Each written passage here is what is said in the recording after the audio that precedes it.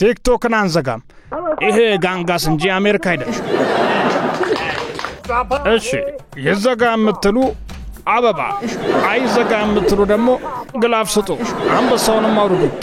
ታብ አርጉ ወጣቱ ቡላሎ ቻለውን ቢሞክር አልተሳካለትም ድካሙ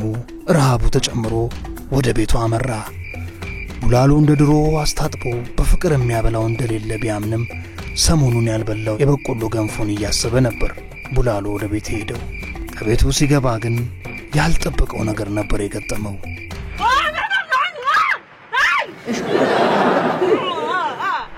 ሚስቱ ዱቄት ተቀብታ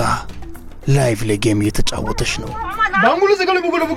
አሁን ገንፎ አቅርቢ የምን ገንፎ የለም